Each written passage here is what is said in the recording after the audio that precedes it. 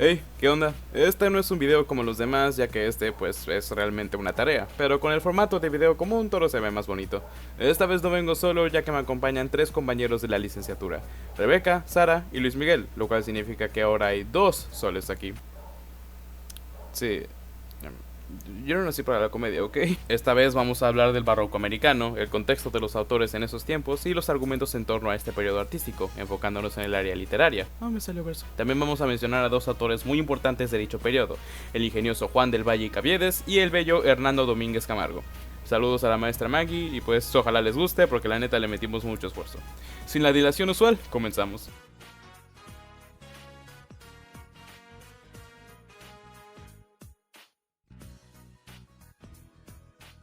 Como primer punto hablaremos del poeta Hernando Domínguez Camargo.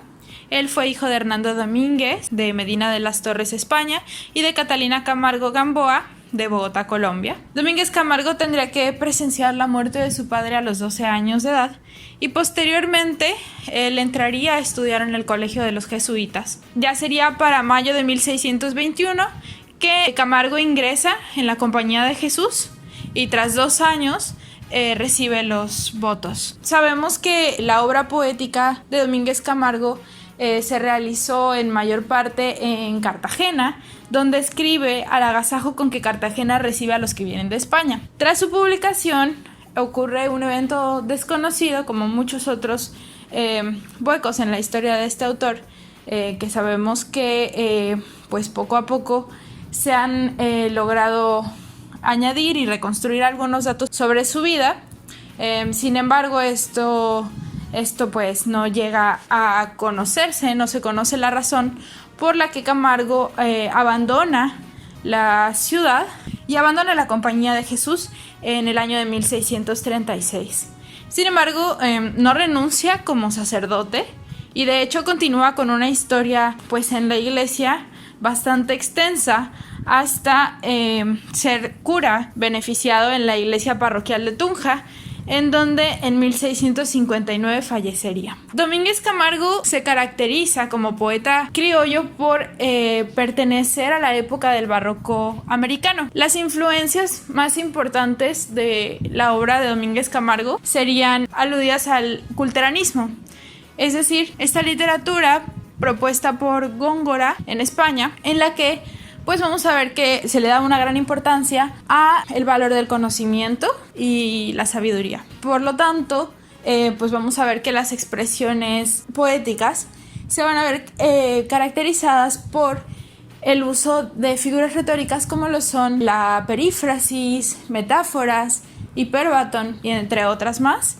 pero de forma abundante. Podemos ver, como dije, una gran influencia de Góngora en la obra de Domínguez Camargo, al punto que podríamos llamarle como un entusiasta de este tipo de literatura, pero siempre todos estos entusiasmos por el saber pues se van a ver de cierta forma dentro de los temas religiosos.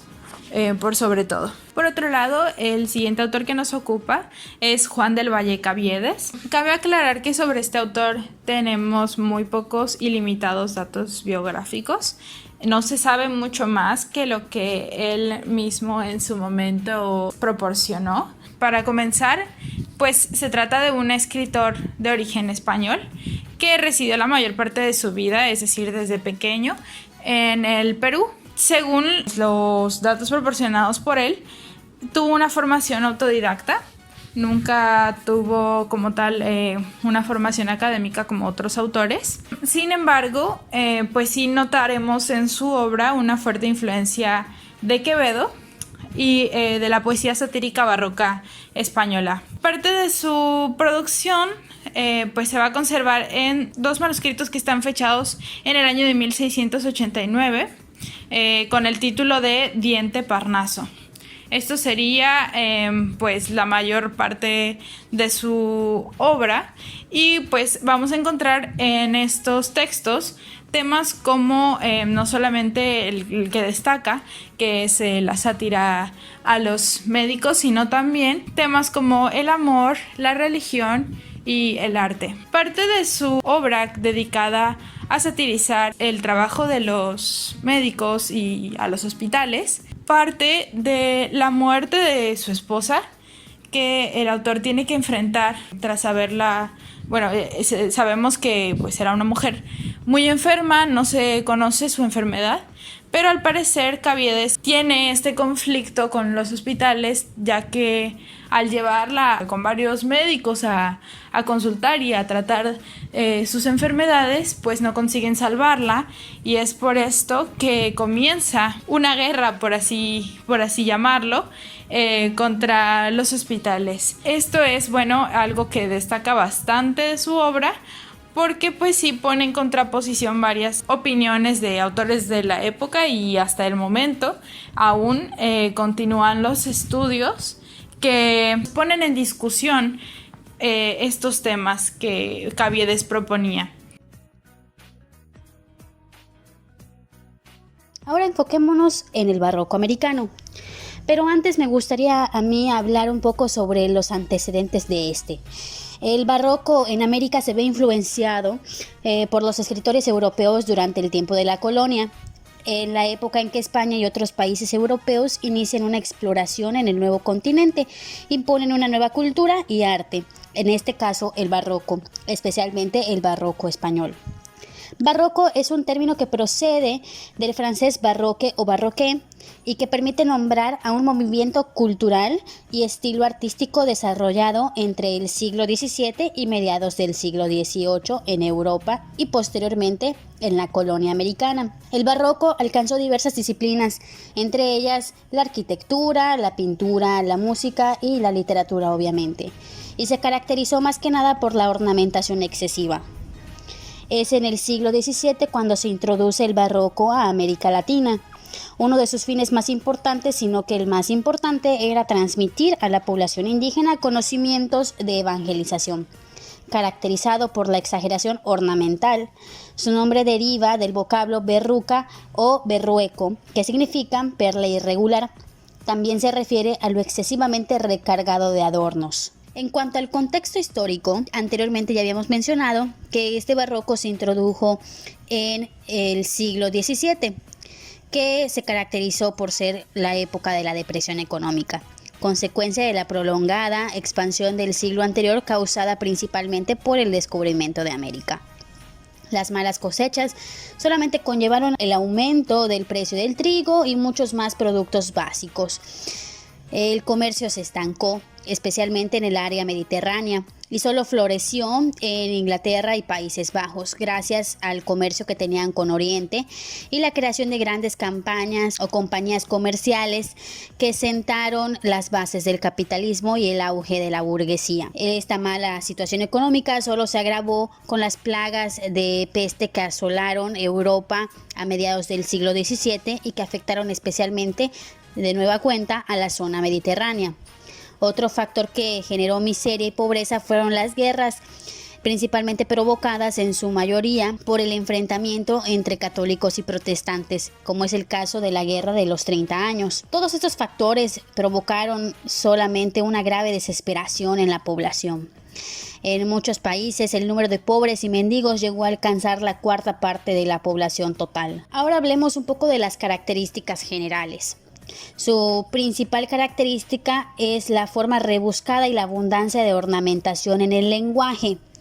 Los artistas barrocos utilizaron diversidad de recursos que buscaban embellecer sus obras artísticas a través de metáforas cultas y juegos de palabras. Utilizaban un lenguaje rimbombante más que nada. La poesía barroca es culta, llena de contrastes, de angustia y de pesimismo, mezclando lo irreal con lo real, lo feo y lo bello, entre otros contrastes ingeniosos que lograron alcanzar. También otra característica es la complejidad del fondo y forma.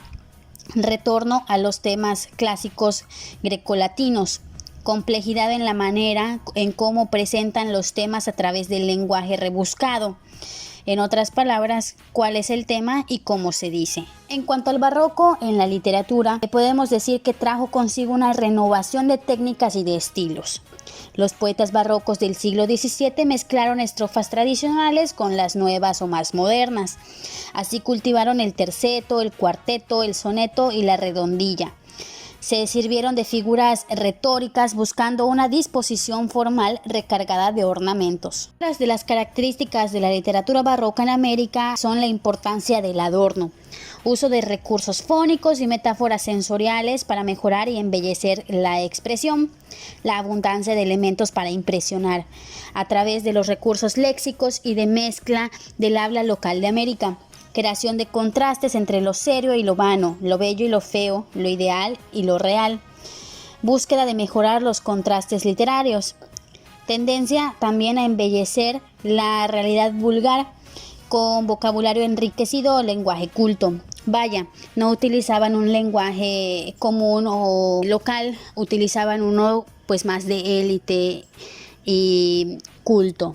Ahora por último me gustaría mencionar algunos de los escritores más destacados de la literatura barroca en América Latina. Esto antes de pasar al análisis de los poemas de los escritores que hablaremos y tocaremos más adelante. Entre los que más destacan están Bernardo de Valbuena, Sor Juana Inés de la Cruz o Juana de Asbaje, Carlos Sigüenza y Góngora y Sor Juana de Maldonado. Todos estos tienen como característica dedicarse más que nada a la lírica, los poemas, ensayos y crónicas. En algunas ocasiones también a las obras de teatro. Debemos de recordar y hacer énfasis en que en esta época colonial no existía como tal la novela. Todo giraba en torno a lo lírico, a los ensayos, a las obras de teatro y a las crónicas, todas estas con un toque pues obviamente del barroco, que era muy refinado, culto y extravagante de alguna manera. Al agasajo con que Cartagena recibe a los que vienen de España. Bueno, Cartagena emerge en la mente del poeta como escenario urbano halagueño. Y es que en este poema las elecciones composibles se inclinan claramente, al igual que el poema heroico, de su misma autoría, hacia la tradición culta, el hiperbatón, figuras mitológicas, rima consonante, y hacia el asunto épico, una octava real y terminología bélica, según hemos resaltado una sección precedente, pero un poco composible que no es tan gratuita, puesto que se trata de una ciudad que al llegar a constituirse como importante centro comercial, ya que era conector entre el viejo y nuevo mundo. Además de ser una importantísima fortaleza militar española, logra ser exaltada a lo largo de estas 8 octavas por medio de una puesta en escena dialogada entre la historia y la literatura. Y es así que la exaltación de Cartagena en este poema como escenario de interconexión comercial tiene una potencia babilónica. También se aludió al arribo multitudinario de los europeos, quienes no extrañaban sus lugares de origen. Y es así que Cartagena resplandece, se exalta su arquitectura, su favorable composición al estar ubicada frente al mar, el gentío de sus visitantes y sus murallas protectoras. Cartagena, como lo anuncia el título del poema, recibe a sus huéspedes, todos aquellos que de su llegada pueblaban las orillas de esta ciudad. Tal es la acogida del puerto que logra retratar como si ellos no extrañaran sus lugares de procedencia. Y es que tal impresión de ambiente cálido y cosmopolita de Cartagena debió de haber movido el ánimo del poeta, y más aún le extendió la invitación a cantarle unas octavas en las que, por medio de la figura de personificación, usa repetidas ocasiones del mismo título, la exalta como la mejor anfitriona y como consecuencia de ello, hace eco del gusto extranjero europeo por su bullicio y ambiente comercial. Ahora analizaremos el poema Los privilegios del pobre de Juan del Valle y Caviedes. Caviedes era conocido por sus poemas satíricos y burlescos que, como toda la sátira que se aprecie, eran una dura y no muy sutil crítica hacia la sociedad. Este poema es una más que clara demostración de ello. En estos versos, compuestos en su mayoría por antónimos, demuestran una clara indignación de parte de Caviedes. ¿Pero hacia quién? Caviedes deja claro que al pobre, sin importar qué, lo van a denigrar y considerar menos meramente por precisamente ser pobre, ¿Y quiénes han sido a lo largo de la historia los que más desprecio han mostrado por los pobres? Exacto, la clase económica más alta. Es común escuchar la frase de los pobres tienen más privilegios que los ricos, pero Caviedes arremete contra esto utilizando los versos de este brusco poema. La paradoja constante de esta obra lírica, en la que al pobre en ningún momento se le describe con un adjetivo positivo, muestra cómo están atrapados en este bucle de miseria social e ignominia meramente por ser de la clase social más baja. Caviedes está furioso y con todo el sentido del mundo, pues jamás será justo que a alguien se lo oprima solo por tener un nivel económico más bajo. Caviedes ataca la inmoralidad del burgués y todo aquel que se atreva a juzgar a los pobres, meramente mediante el uso de su magistral pluma y un par de palabras que los burgueses y los aristócratas no deben de gozar mucho. Y pues hasta aquí queda la cosa. Fue un absoluto infierno editar esto y lo estoy terminando a las 3 de la mañana, pero creo que valió la pena. En fin, para el siguiente video espero que ya todo sea un poco ya más normal y pues ojalá que a la maestra Maggie le guste esa tarea. En fin, hasta luego y nos vemos en la próxima. Chao.